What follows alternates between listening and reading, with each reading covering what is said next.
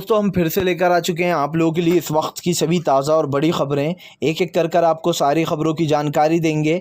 आज देश दुनिया में क्या कुछ हो रहा है। दरअसल दोस्तों सबसे पहली जो बिग ब्रेकिंग निकल आ रही, किसान नेता राकेश टिकैत का बड़ा ऐलान। बोले फिलहाल इस सरकार को किसानों की नहीं बल्कि निजी कंपनियों की चिंता है। जी हाँ, इसके बारे में आपको बताएंगे। वहीं पर दोस्तों अगली बड़ी खबर में हम आपको बताएंगे। जी हाँ, दरअसल दोस्तों आपको बता दें एक बार फिर से जो यहाँ पर ममता बनर्जी का मोदी सरकार पर बड़ा हमला। बोले 70 सीटों में सिमट जाएगी भाजपा। जी हाँ, बंगाल में सिर्फ उल्टी गिनती शुरू हो गई भाजपाइयों की। इसके बारे में आपको विस्तार से बताएंगे। वहीं पर दोस्तों अगली बड़ी खबर में हम आपको बताएंगे। जी हाँ, दरअसल दोस्तों आप लोग बता दें कोरोना हुआ पूरे देश में बेकाबू। जी हाँ, मोदी सरकार हुई पूरी तरीके से फेल। इसके बारे में आपको बताएंगे। वहीं पर दोस्तों अगली बड़ी खबर में हम आपको बताएंगे। जी हाँ, सीएम योगी ने दोस्तों अभी 10 दिन पहले ही लगवाई थी कोरोना की वैक्सीन, उसके बावजूद भी हो गया दोस्तों वापिस से जो कोरोना पॉजिटिव निकले हैं। अब दोस्तों वैक्सीन सही है या गलत, इसका डिसीजन तो आपका ही होना चाहिए। इसके बारे में भी आपको विस्तार से बताएंगे। वहीं पर दोस्तों अगली बिग ब्रेकिंग में हम आपको बताएंगे चुनाव आयोग ने लगाई मोदी सरकार को फटकार। दरअसल कोरोना की गाइडलाइन के बीच बंगाल में उड़ रही धज्जियां। जी हाँ दोस्तों, कोई भी रूल रेगुलेशन को फॉलो नहीं कर रहा है। इसके बारे में भी आपको विस्तार से बताएंगे। तो सारी खबरें एक एक कर देंगे। फिलहाल चलिए बढ़ते हैं सबसे पहली और सबसे बड़ी खबर की ओर। दरअसल दोस्तों आप लोग बता दें तीनों कृषि कानून को लेकर किसान नेता राकेश टिकैत की मोदी सरकार को खुली चेतावनी। बोले ये सरकार किसानों की नहीं है, ये सरकार बड़े बड़े उद्योगपति और कंपनियों की सरकार है। किसान नेता राकेश टिकैत ने साफ कर दिया कि इस सरकार को जनता की नहीं पड़ी है, इस सरकार को अडानी और अंबानी की पड़ी है। राकेश टिकैत ने कहा कि हम तो अपने हक की लड़ाई लड़ना है, हम अपने आंदोलन के लिए इसी तरीके से आगे बढ़ते रहेंगे।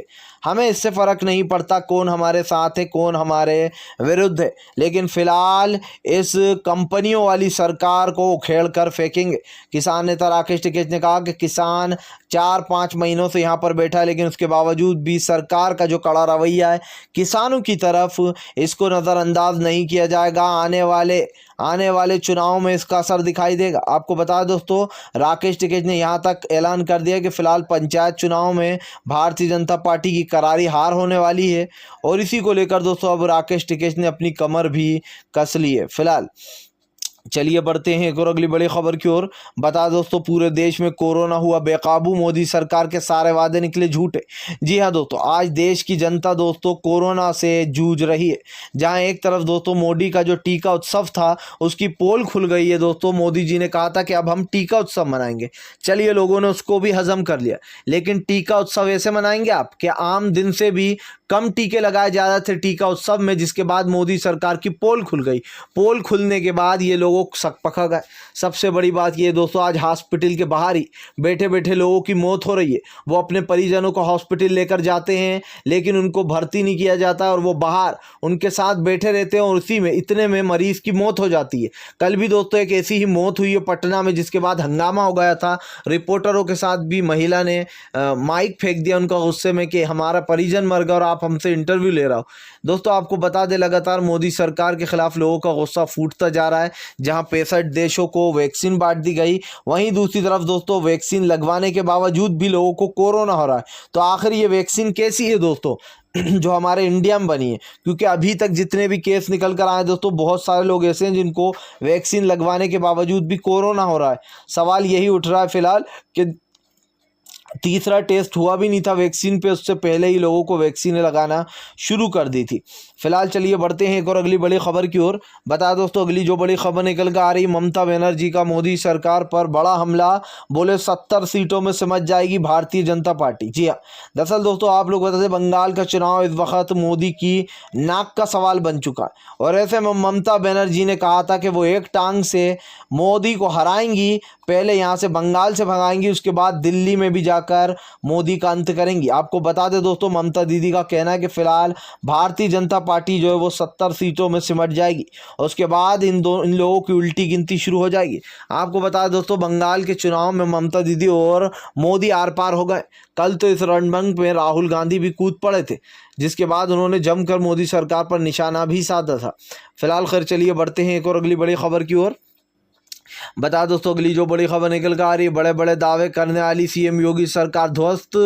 जी हाँ, सुप्रीम आपको बता दें इलाहाबाद हाई कोर्ट ने भी लगाई थी फटकार। दरअसल दोस्तों आप लोग बता दें इलाहाबाद हाई कोर्ट ने स्वास्थ्य का हवाला देते हुए योगी सरकार को जमकर न सिर्फ फटकार लगाई बल्कि कहा कि आपने 1 साल में कुछ भी नहीं किया है, आपने 1 साल में स्वास्थ्य की व्यवस्था को नहीं सुधारा है। दोस्तों जो संजय सिंह और जो आपका दावा था कि फिलहाल यूपी के हॉस्पिटल जाकर देख लो, स्कूल जाकर देख लो, इतने गंदे हैं कि दोस्तों आप देखकर खुद ही कहने लगोगे। और ये बात सच भी हुई मनीष सिसोदिया की दोस्तों कि आज यूपी में इलाज के लिए लोग दोस्तों तरस रहे हैं और यूपी में सबसे ज़्यादा दोस्तों लाशों का ढेर लग गया है। लेकिन नरेंद्र मोदी एक भी बार इस चीज़ पर नहीं बोले।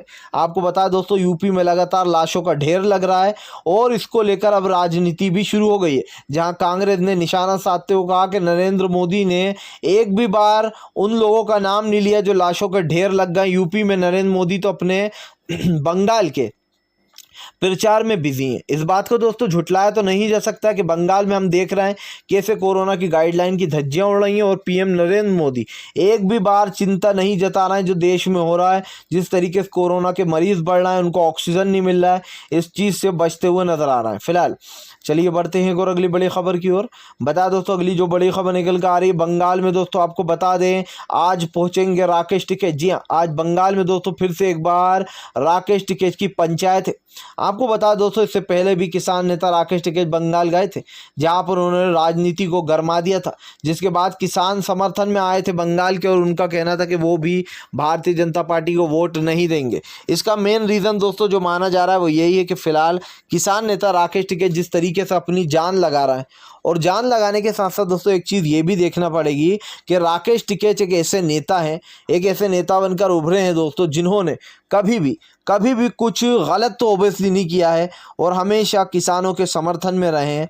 आज जिस तरीके से यह आंदोलन चल रहा है ये राकेश टिकैत के कंधों पर ही है दोस्तों, और इस बात को झुटलाया नहीं जा सकता कि फिलहाल राकेश टिकैत एक ऐसे नेता बन चुके हैं जो कि उभर कर सामने आ रहा है और सबसे ज़्यादा वो भी हुए दोस्तों प्रचलित। दोस्तों आज किसान नेता राकेश टिकैत ने जो है यहाँ पर पंचायत करते समय जो है भारतीय जनता पार्टी के खिलाफ फिर से एक बार लोगों को जागरूक करने वाले हैं और सीधा सीधा कहना है राकेश टिकैत का कि फिलहाल इस भारतीय जनता पार्टी को कोई भी वोट ना दे, क्योंकि फिलहाल ये कंपनियों की सरकार है और इसको यहाँ से विदा होना ही होगा। इसको जो पूरी तरीके से दोस्तों यहाँ से विदा कर रहेंगे। फिलहाल खैर चलिए हम बढ़ते हैं एक और अगली बड़ी खबर की ओर। बता दोस्तों सीएम योगी ने लगवाया था 10 दिन पहले ही कोरोना का टीका, आखिर फिर से कैसे निकले संक्रमित। जी हाँ दोस्तों अब वैक्सीन पर सवाल उठने खड़े हो गए।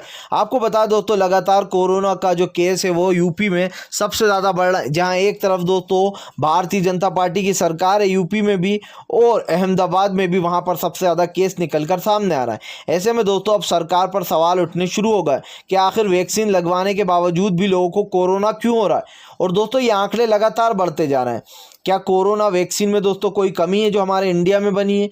क्योंकि शुरू से ही वैक्सीन जो है वो सवालों के घेरे में रही है। आखिर जब एक बार वैक्सीन लगवा चुके हैं लोग दोस्तों, तो उसके बावजूद भी जो यहाँ पर कोरोना है वो कैसे हो रहा है, ये सवाल तो उठता ही है दोस्तों और लाजमी ये उठेगा भी। लेकिन सवाल वही है दोस्तों कि फ़िलहाल हमारे जो देश में कोरोना वैक्सीन बनी है उसको लगाया जा रहा है, लेकिन जो दूसरे देशों में वैक्सीन बनी है उसको प्राइवेट अस्पतालों में दिया जा रहा है, जो कि दोस्तों लोग सिर्फ ख़रीद कर पैसों से लगवा सकते हैं। अब आप सोच सकते हैं कुछ ना कुछ अंतर तो है दोस्तों।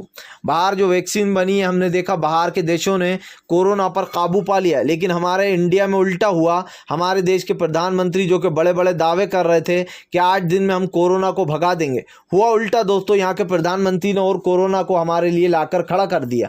आप देखिए दोस्तों बड़े बड़े देशों में अमेरिका ने काबू पा लिया, जबकि अमेरिका कितना बड़ा देश है, उसके बावजूद भी अमेरिका ने कोरोना पर काबू पा लिया। अब ये कोरोना धीरे धीरे कर जाने लगा, लेकिन हमारे इंडिया में जिस तरीके से दोस्तों कोरोना ने पैर पसारे, देखकर कहना गलत नहीं होगा कि भारतीय जनता पार्टी पूरी तरीके से फेल हो चुकी है अपने दावों में। वो जो बड़े बड़े दावे किया करती थी कि फिलहाल हम इन सब सिचुएशन से निकलेंगे बाहर और इस सिचुएशन से बाहर निकल जाएंगे, सब कुछ सही हो जाएगा, लेकिन दोस्तों सारे के सारे वादे धरे के धरे रहेगा। और आप भी देख सकते हैं आज जिस तरीके से माहौल बन चुका है, जो हो रहा है उसको झुटलाया नहीं जा सकता है, क्योंकि दोस्तों हमारे देश में लगातार कोरोना के जो केस से वो लगातार बढ़ते जा रहे हैं और इन आंकड़ों को सरकार छुपाने की कोशिश कर रही है।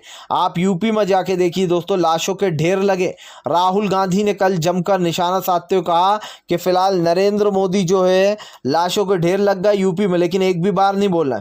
राहुल गांधी ने यहां तक कह दिया कि आरएसएस और बीजेपी नफरत फैला रही है और नरेंद्र मोदी अंधविश्वास फैला रहे हैं। क्योंकि दोस्तों कभी बोलते हैं वो ताली बजाओ, कभी थाली बजाओ, और जब बहुत हो जाता है तो बोलते हैं अपने अपने मोबाइल की टार्चें जला लो। सोचिए दोस्तों, इससे कोरोना भागेगा क्या? हमारे देश में अब बस यही रह गया था देखना कि फिलहाल ताली बजाओ, थाली बजाओ या फिर अपने मोबाइल की टॉर्च ही जला लो।